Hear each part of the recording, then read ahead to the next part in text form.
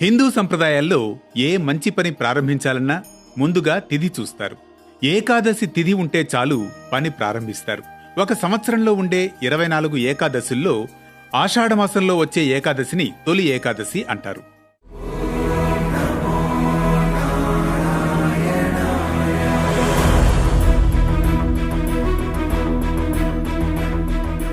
హిందువులు ఇదే తొలి పండుగగా పరిగణిస్తారు. పురాణాల ప్రకారం ఆషాఢమాసంలో పౌర్ణమి ముందు వచ్చే ఏకాదశి రోజు శ్రీ మహావిష్ణువు యోగ నిద్రలోకి వెళతారు. స్వామి నిద్రకు ఉపక్రమించే రోజు కాబట్టి దీనిని శయన ఏకాదశి అని కూడా అంటారు. తొలి ఏకాదశి రోజు యోగ నిద్రలోకి వెళ్లే స్వామివారు మళ్లీ 4 నెలల తర్వాత అంటే కార్తీక శుద్ధ ఏకాదశి రోజు మేల్కొంటారట. ఈ 4 నెలల్ని చాతుర్మాసాలుగా వ్యవహరిస్తారు. ఈ 4 నెలలు స్వామివారు పాతాళలోకంలో బలి చక్రవర్తి వద్ద ఉండి కార్తీక పౌర్ణమి నాడు తిరిగి వస్తాడని పురాణగాథ ఒకటి ప్రాచుర్యంలో ఉంది.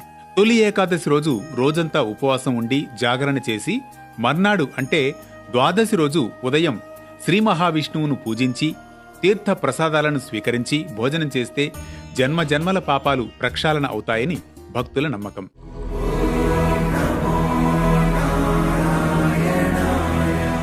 కృతయుగంలో మురాసురుడనే రాక్షసుడు బ్రహ్మవరంతో దేవతలను ఋషులను హింసించేవాడని మరో కథ ప్రాచుర్యంలో ఉంది. శ్రీ మహావిష్ణువు ఆ రాక్షసుడితో 1000 ఏళ్లు పోరాడి అలసిపోయి ఓ గుహలో విశ్రాంతి తీసుకుంటూ ఉండగా శ్రీహరి శరీరం నుంచి ఓ యోగమాయ ఆవిర్భవించి ఆ రాక్షసుణ్ణి అంతం చేసిందట. శ్రీ మహావిష్ణువు ఆ యోగమాయను ఏకాదశి తిథిగా అనుగ్రహించాడని చెబుతారు.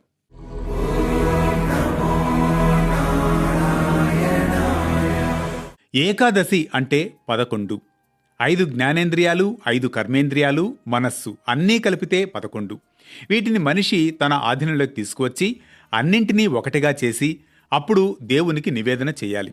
దీనివల్ల మనిషికి సహజంగా అలవడే బద్ధకం దూరమవుతుందని, రోగాలు దరిచేరకుండా ఉంటాయని, ఇంద్రియ నిగ్రహం పెరుగుతుందని చెబుతారు.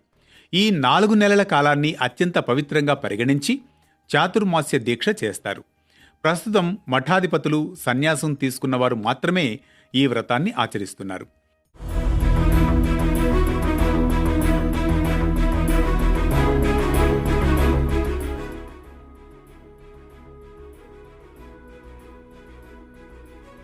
చాతుర్మాస్య దీక్ష చేపట్టిన వారు 4 నెలల పాటు ప్రయాణాలు చేయరు.